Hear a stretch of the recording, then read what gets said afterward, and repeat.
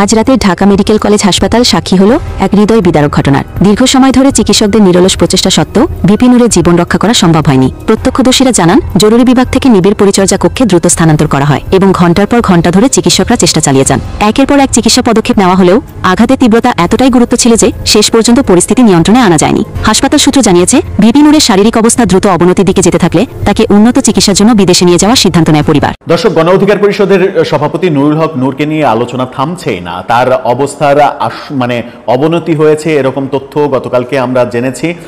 অবস্থার অবনতি নিয়ে নানা রকমের কথাবার্তা হচ্ছিল।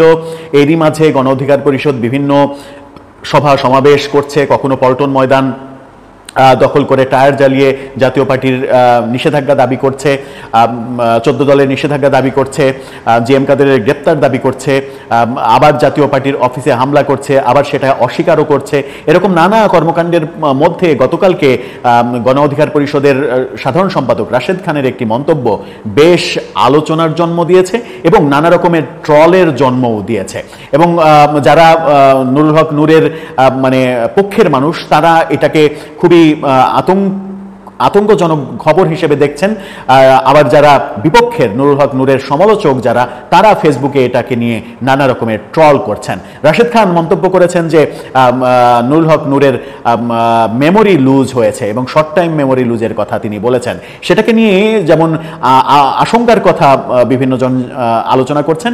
আপনারা তো জানেন যে যেহেতু ব্রেইনে হ্যামারেজ, সকাল থেকে ওর একটু অস্বাভাবিক শর্ট টাইম মেমোরি তিনি লস করছেন, কিন্তু হঠাৎ করে স্ট্রোক হয়ে যাচ্ছে। 2 ঘন্টা আগে ওষুধ খেয়েছেন, কিন্তু তিনি ভুলে যাচ্ছেন যে আসলে তিনি ওষুধ খেয়েছেন কিনা। স্ত্রী সন্তানদের চিনতে পারছেন না নুরুল হক নূর। হাসপাতালে বেডের পাশে বসে স্বামীর অপেক্ষায় দিন কাটাচ্ছে নুরুল হক নূরের স্ত্রী। সম্প্রতি জানা যায়, মাথায় প্রচন্ড আঘাতের ফলে বারবার স্মৃতিশক্তি হারিয়ে ফেলছেন নুরুল হক নূর। দর্শক, নুরুল হক নূরের এই সমস্যার জন্য নূরকে দ্রুত বিদেশে নিয়ে গিয়ে চিকিৎসা দেওয়া উচিত বলে মনে করেন। দর্শক, ভিপি নূরের যে বর্তমান যে অবস্থায় আছেন সেটি জানাতে চলেছি আপনাদেরকে আজকের এই ভিডিওটিতে। ভিপি নূরের অবস্থা খুবই আশঙ্কাজনক হয়ে চলছে দিন দিন। যেভাবে যাচ্ছে ভিপি নূরের শারীরিক অবস্থা খুবই আশঙ্কাজনক হয়ে পড়ছে। আপনারা সবাই জানেন সেই রাতে কি হয়েছিল ভিপি নূরের সাথে, কিন্তু এটা জানেন না এর ভিতরে অনেক গোপন তথ্য লুকানো ছিল এবং অনেক গোপন কাহিনী ছিল। সেটি জানাতে চলেছি আপনাকে আজকের এই ভিডিওটিতে। তাই যারা ভিডিওটি অন করেছেন তাদেরকে বলবো সম্পূর্ণ ভিডিওটি দেখার অনুরোধ রইল। সম্পূর্ণ ভিডিওটি দেখলে আপনারা অনেক অজানা এবং অনেক গোপন তথ্য জানতে চলেছেন আজকের এই ভিডিওটিতে। দর্শক, তাহলে চলুন আর কথা না বাড়িয়ে আজকের মূল ভিডিওটি শুরু করা যাক। তার আগে ছোট্ট একটা রিকোয়েস্ট, আপনি যদি আমাদের চ্যানেলে নতুন হয়ে থাকেন তাহলে অবশ্যই চ্যানেলটি সাবস্ক্রাইব করে পাশে থাকুন। আমাদের চ্যানেলে সবসময় এমন নিত্য নতুন লেটেস্ট নিউজ ভিডিওগুলো আপলোড করা হয়, সেগুলো মিস না করতে চাইলে অবশ্যই চ্যানেলটি সাবস্ক্রাইব করে পাশে থাকুন। তাহলে চলুন ধারাবাহিকভাবে সম্পূর্ণ ভিডিওটি দেখে আসা যাক।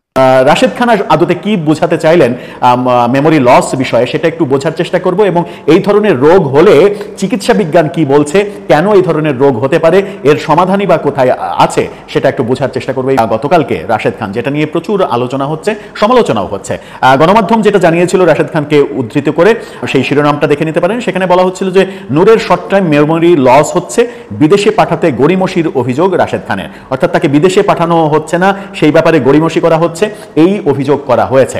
এখন শর্ট টাইম মেমোরি লস কেন হলো, তার শর্ট টাইম মেমোরি লস ব্যাপারে চিকিৎসা বিজ্ঞান কি বলে?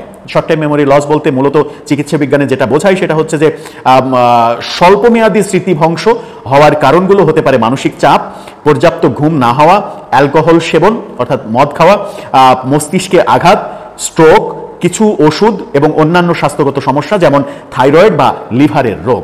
অর্থাৎ এই যে কারণগুলোর জন্য শর্ট টাইম মেমোরি লস হতে পারে, তার মধ্যে নুরুল হক নূরের একটা কারণ আমরা জানি, সেটা হচ্ছে যে তিনি ওই দিন যে আইন শৃঙ্খলা রক্ষাকারী বাহিনীর লাঠিপেটার শিকার হয়েছিলেন, ওই দিন তিনি মাথায় আঘাত পেয়েছিলেন, এমনটা জানানো হয়েছিল। সুতরাং মাথায় আঘাত পাওয়ার কারণে এটা হতে পারে। এর ফলে যেটা হয় সেটা হচ্ছে সাম্প্রতিক ঘটনা, কথোপকথন বা কাজ ভুলে যাওয়ার ব্যাপার ঘটে, একই প্রশ্ন বারবার করা কিংবা কোনো কিছু মনে রাখতে না পারার মতো লক্ষণ দেখা যেতে পারে। স্মৃতিশক্তি হ্রাসের যে কারণ এবং লক্ষণ চিকিৎসা বিজ্ঞান বলছে, তার মধ্যে স্মৃতিশক্তি হ্রাস বা অ্যামনেসিয়া নামেও এটাকে বলা হয় চিকিৎসা বিজ্ঞানে। এমন একটি অবস্থা যেখানে একজন ব্যক্তির তথ্য অতীতের ঘটনা বা অভিজ্ঞতা মনে রাখতে অসুবিধা হয়। এই ব্যাপারে আরো বলা হচ্ছে চিকিৎসা বিজ্ঞানে, সেটা হচ্ছে যে ক্রমবর্ধমান স্মৃতিশক্তি হ্রাস হতে পারে একটি ডিমেনশিয়ার লক্ষণ। এটি কেবল স্মৃতির চেয়েও বেশি কিছুকে প্রভাবিত করতে পারে। মানুষ যুক্তি, বিচার, ভাষা ও চিন্তাভাবনা নিয়ে লড়াই করতে পারে। মেজাজের পরিবর্তন ও আচরণের পরিবর্তনও হতে পারে। ডিমনেশিয়া সাধারণত ধীরে ধীরে শুরু হয়, সময়ের সাথে সাথে লক্ষণগুলো আরো খারাপ হতে থাকে। ডিমনেশিয়ার সবচেয়ে সাধারণ কারণ হলো আলঝাইমার রোগ। ব্যায়াম আপনার মস্তিষ্কে রক্ত সঞ্চালন বৃদ্ধি করতে পারে, অর্থাৎ এই ক্ষেত্রে ব্যায়াম একটা বড় চিকিৎসা বলে বলছে চিকিৎসা বিজ্ঞান। সপ্তাহে 150 মিনিট মাঝারি ধরনের ব্যায়াম যেমন হাঁটা অথবা 75 মিনিট তীব্র ব্যায়াম যেমন জগিং করার জন্য মানে প্রস্তুতি রাখা উচিত, এবং এই ব্যায়ামের মাধ্যমে স্মৃতিশক্তি হারিয়ে যাওয়ার যে ব্যাপারটা সেটা আস্তে আস্তে ফিরে আসার লক্ষণ দেখা যায়। সপ্তাহ জুড়ে ওয়ার্কআউট ছড়িয়ে দেয়া, সারাদিনে 10 মিনিটের ছোট হাঁটা হলেও সেটা কিন্তু দারুণভাবে সহযোগিতা করে। মস্তিষ্ককে ব্যস্ত রাখা, মানসিক কার্যকলাপ মানে প্রতিনিয়ত মানসিক কার্যকলাপ করা, মস্তিষ্ককে অল টাইম ব্যস্ত রাখা, এটাও এই লক্ষণ থেকে বেরিয়ে আসার একটা ওয়ে। সেই ক্ষেত্রে চিকিৎসা বিজ্ঞান পরামর্শ দেয় সেটা হচ্ছে যে ধাঁধা, কার্ড গেম চেষ্টা করা অথবা নতুন কিছু শেখা, যেমন বাদ্যযন্ত্র হতে পারে। গাড়ি চালানোর সময় বিভিন্ন রুট নেয়া, বিভিন্ন নতুন নতুন রুট নেয়া, যেন পুরনো স্মৃতি ফিরে আসতে সেই সময় সহযোগিতা করে। তার মানে হচ্ছে যে চিকিৎসা বিজ্ঞান যেটা বলছে সেটা হচ্ছে যে কারণে হতে পারে সেটা হচ্ছে যে কারণগুলো রয়েছে চিকিৎসা বিজ্ঞানে, অ্যালকোহল সেবনও কারণ রয়েছে, কিন্তু নুরুল হক নূরের ক্ষেত্রে মাথায় আঘাত পাওয়ার ঘটনা যেহেতু রয়েছে সেহেতু এই ঘটনা সত্য হতে পারে। নুরুল হক নূরের শর্ট টাইম মেমোরি লস হচ্ছে। তিনি যখন কথা বলতে যাচ্ছেন কথা তিনি পুরোপুরি শেষ করতে পারছেন না, আবার কিছুটা তিনি মানে অগোছালোভাবে কথা বলছেন। এই জায়গা থেকে আমাদের কাছে মনে হচ্ছে যে তিনি আসলে শর্ট টাইম মেমোরি তিনি লস করছেন। যেমন তিনি 2 ঘন্টা আগেই ওষুধ খেয়েছেন, কিন্তু তিনি ভুলে যাচ্ছেন যে আসলে তিনি ওষুধ খেয়েছেন কিনা। এছাড়া তিনি যখন কথা বলছেন তখন কথার মধ্যেই অনেকটা ঘুমিয়ে পড়ছেন। যারা তার পর্যবেক্ষণে রয়েছে পরিবারের সদস্যরা এবং নার্স, তাদের সাথে কথা বলে আমি এমনটাই জানতে পেরেছি।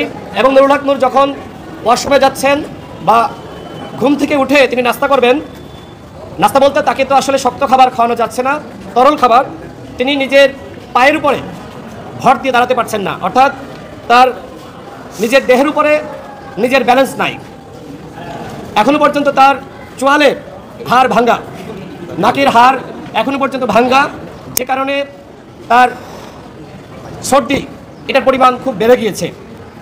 সরকারের পক্ষ থেকে বলা হয়েছিল নুরুল হক নূরকে উন্নত চিকিৎসার জন্য দেশের বাইরে পাঠানো হবে, কিন্তু আমার কাছে মনে হচ্ছে যে বিষয়টি নিয়ে গড়িমসি করা হচ্ছে এবং বিভিন্ন মহল নুরুল হক নূরকে উন্নত চিকিৎসার জন্য যাতে দেশের বাইরে সরকারের পক্ষ থেকে না নেওয়া হয়, এই জন্য একটি মহল সক্রিয়ভাবে কাজ করছে। তারা চায় না নুরুল হক নূর সুস্থ স্বাভাবিক জীবনে ফিরে আসুক। যেটি মির্জা আব্বাস ভাই বললেন, পরিকল্পিতভাবে ছাড়া কোনোভাবেই এই ঘটনা ঘটতে পারে না। তিনি নিজেই তো আপনাদের সামনে বর্ণনা করলেন যে তিনি নুরুল হক নূরকে কী অবস্থায় আসলে দেখে আসলেন। নুরুল হক নূরের অবস্থা এখনো পর্যন্ত আশঙ্কামুক্ত নয়। নুরুল হক নূর তিনি এই প্রজন্মের অন্যতম একজন জনপ্রিয় নেতা।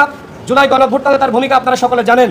নুরুল হক নূরকে দিয়ে শুরু হয়েছে, এরপরে অন্যান্য যারা আগ্রাসন বিরোধী নেতা, যারা জুলাই গণঅভ্যুত্থানের নেতা, একে একে তাদেরকে এইভাবে মেরে আইসিইউতে পাঠানো হয় এবং ঘন্টার পর ঘন্টা ধরে চিকিৎসকরা চেষ্টা চালিয়ে যান। একের পর এক চিকিৎসা পদক্ষেপ নেওয়া হলেও আঘাতের তীব্রতা এতটাই গুরুত্ব ছিল যে শেষ পর্যন্ত পরিস্থিতি নিয়ন্ত্রণে আনা যায়নি। হাসপাতাল সূত্র জানিয়েছে, ভিপি নূরের শারীরিক অবস্থা দ্রুত অবনতির দিকে যেতে থাকলে তাকে উন্নত চিকিৎসার জন্য বিদেশে নিয়ে যাওয়ার সিদ্ধান্ত নেয় পরিবার। চিকিৎসক দলও তাতে সম্মতি জানায় এবং প্রয়োজনীয় সব প্রস্তুতি গ্রহণ করা হয়, কিন্তু ঠিক সেই সময়ই তার শারীরিক অবস্থার আরও অবনতি ঘটে। বিদেশে স্থানান্তরের আনুষ্ঠানিক প্রক্রিয়া শুরু হওয়ার মুহূর্তে চিকিৎসকরা তাকে স্থিতিশীল রাখতে প্রাণপণ চেষ্টা চালালেও শেষ পর্যন্ত তিনি প্রাণ হারান। চিকিৎসকদের আনুষ্ঠানিক ঘোষণা আসতেই পুরো হাসপাতালে শোকের ছায়া নেমে আসে।